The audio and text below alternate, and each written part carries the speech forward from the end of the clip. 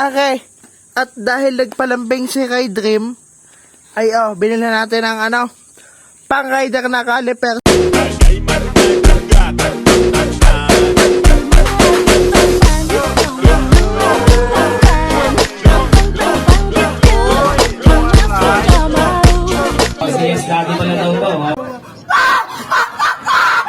At ayun na nga mga boss, at dahil nga medyo matagal-tagal na din tayong hindi nakapag-video, okay, at dahil nagpalambing si Kay Dream, ay binili natin ang pang-rider na caliper. So actually yan mga boss, akit talaga ang bracket niya nung nabili natin, ayan TRC yan mga boss.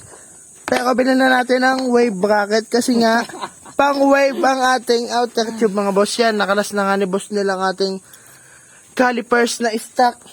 Okay, at isasalpak na natin aking porpat. Baka mag-bash kayo dyan at porpat ang ating nilagay. Mukha lang kasi nating nabili yan, kaya wala lang. Hindi naman tayo magsushow So, wait nyo lang mga boss ang ating pagbili ng disc. Malay nyo, makabili tayong disc kasi hindi talaga babagay dyan. At tingnan mo pagkakalaki ng caliper na ito.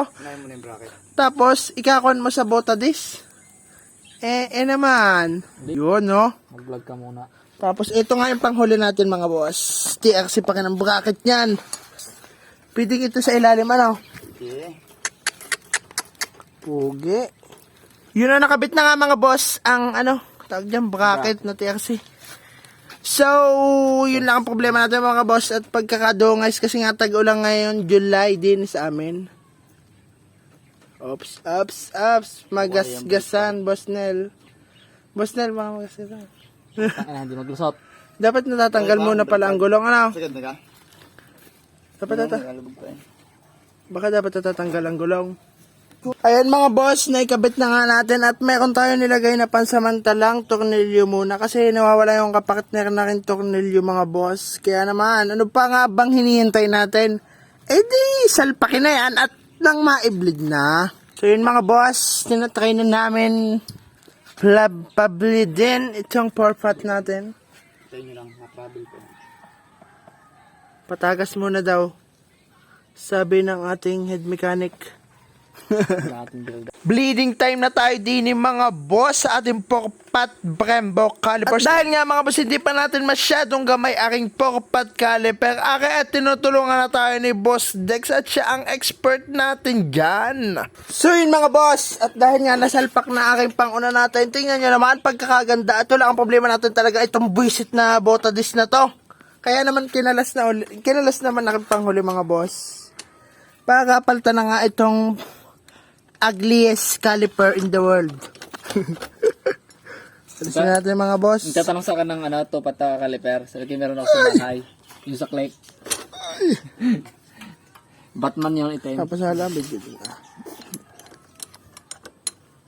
Mga basurang caliper. Naman talaga. Kaya naman mga boss, nagtulong-tulong na kaming tatlo para maisalpak na itong Brembo 2-pad rear caliper natin para tayo'y madali na rin sa ating trabaho. At nang makauwi na syempre. So yan na nga mga boss, kinakalas akin disc natin at may gagawin tayong magic para umabot ang preno kasi napakalawak ng ng space. Para sa mga magapalit dyan ng Brembo na calipers sa rear, ito ang diskarte. Secret lang ang diskarte. Dalhin nyo na lang dito kay Kuya Dex. Motodix. Okay mga boss, sinagawa na lang ng paraan natin para maging sigong-sigaw din para magkaroon ng pre-wheel check. You know? Sumisilip na. Bali nga mga boss, may lintibog nga palang sumasabit sa disc natin. Aking stopper ng stock na caliper mga bossing ko. Naka isa, dalawa, hanggang 3 tabas kami dyan mga boss. Bali ganito nga pala mga boss kadami ang wasang na pinaglalagay natin sa may singitan ng disc mga boss. Kaya naman ikinabit na agad ang disc at hinigpitan na. Tingnan nyo naman mga boss kung gaano kataas sa space ang nalalagay natin para lang umabot yung disc dun sa may gitna ng caliper. Yun na nga mga boss, at patapos na, kinakabit na aking hose din sa ating caliper. Shit. Kaya naman mga boss, bleeding time na ulit si Boss Dex. By the way mga boss, siya nga pala ang builder ni Greenish.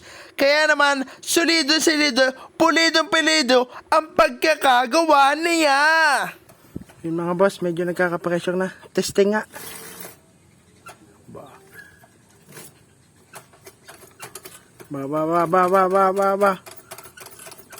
Kakami ako na nga mga boss. Isinabay na rin nga pala mga boss natin patabasan na rin fender natin sa una. Kasi nga nagkaroon siya ng crack dahil natuluan siya ng brake fluid, hindi natin napansin. So pinaputulan na lang natin ng tuluyan mga boss at dagdag angas na rin naman are. At ayun na nga mga boss, nakauwi na nga pala tayo din sa amin sa Luna. At ari nga pala, ang nangyari din kay Ray Dream kahapon. Tingnan nyo mga boss, ayan o, naikabit na ang ating Brembo Rare Caliper. At tingnan yung hose, yan lang problema natin, kailangan natin ng magandang fittings. Binalikot lang na ganyan, nakaangat. Pero goods na goods pa rin naman kasi hindi naman tayo mag-show pa. At tayo ay taghirap pa mga boss. At meron kami summer class. So ito nga pala yung pang-una natin mga boss. Ayan, pork-pot.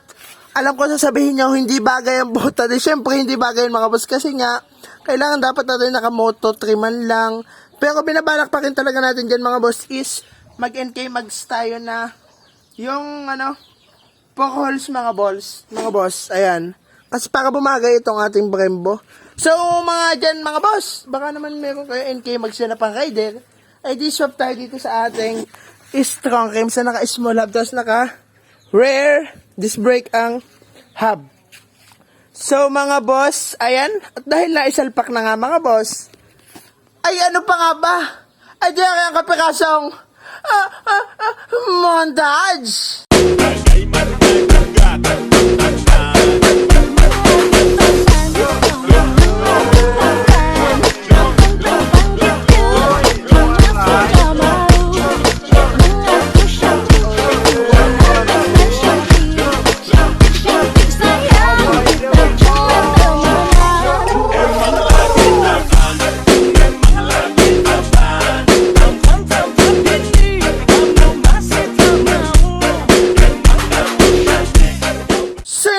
Nakita nyo?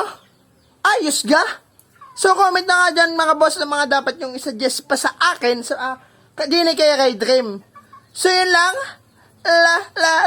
Love you.